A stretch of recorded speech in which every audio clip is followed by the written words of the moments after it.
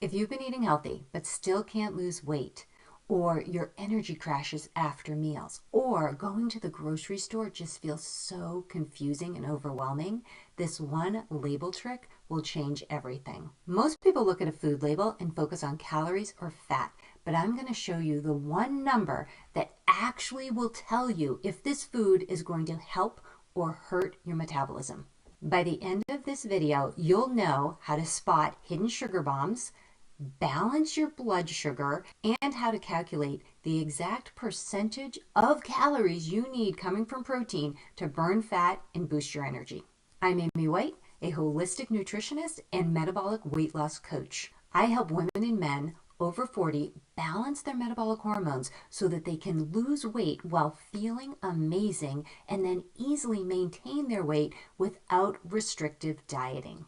Most people look at food labels and zero right in on calories, but calories are not telling you the whole story. When your blood sugar is spiking and crashing all day, mostly because of too much sugar and not enough protein, your body is going to hold on to fat. This drains your energy, wrecks your focus, and messes up your metabolism. The American Heart Association recommends no more than 6 teaspoons of sugar for women every day, and no more than 9 teaspoons of sugar for men every day. But one fruit smoothie, one granola bar, or one fancy Starbucks coffee drink could actually blow that sugar number for your entire day. Let's talk about flipping that nutrition label so you know exactly how to manage what's going into your body. Step 1. Look for the protein in grams on the nutrition label. This will be found toward the bottom of the nutrition information. Step 2, we're going to estimate the percent of calories coming from protein. The easiest way to do this is look at the grams of protein and add a 0. So if it's 10 grams of protein, you add a 0, it's now 100. Take that number and compare it to the calories per serving.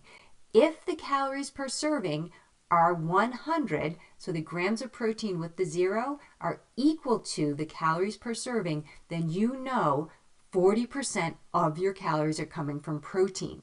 If the proteins were 12 and you added a 0, that would give you 120. Comparing that to the calories per serving of 100, you know that you're getting more than 40% of your calories from protein. Step 3, calculating the exact percent of calories from protein. This is more advanced, but very useful. The average American eats 10 to 15% of their calories from protein. That is maximum fat gain.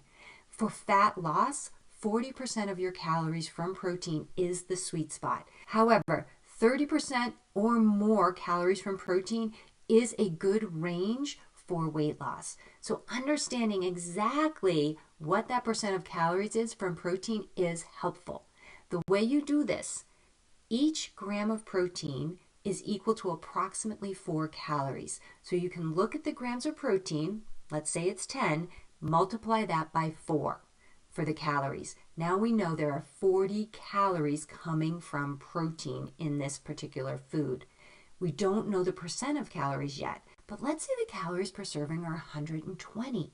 Now what you want to do is divide 40 by 120 to get the percent of calories coming from protein. In this case, 40 divided by 120 is 33%. So this is actually a good food if you are trying to balance your blood sugar, reboot your metabolism, and lose weight. Step 4 on your nutrition label is going to be looking at the grams of sugar per serving. You'll find the sugars under carbohydrates. Look for 6 grams or less sugars per serving. If the food has more than 6 grams of sugars per serving, or it includes added sugars, I would consider putting that back on the shelf and looking for a better option. This simple change, keeping your sugars to 6 grams or less per serving, will help you avoid blood sugar crashes, sugar cravings, and fat storage. This is why label reading changes everything, because once you start looking at a nutrition label this way,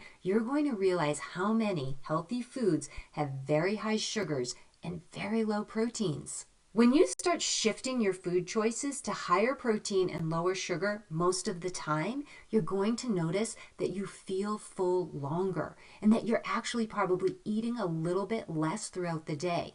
You're also going to notice that your sugar cravings are slowly but surely disappearing and that your metabolism finally feels like it's working for you. This isn't about restriction. It's about fueling your body in a smarter way. Next time you're in the grocery store, flip the package over. Look at the nutrition label. Are you getting 30 to 40% of calories from protein? Is there 6 grams or less sugars per serving? Are the added sugars at 0? If this isn't adding up this way, I would consider putting the food back on the shelf and looking for a better choice.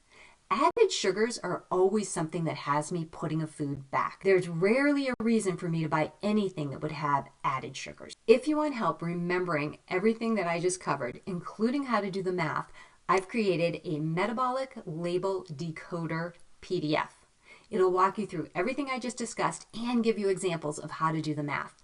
The link is in the description. Don't forget to like, subscribe, and share this video with anybody that you know who thinks a granola bar is a health food. Thanks for watching, and here's to smarter eating.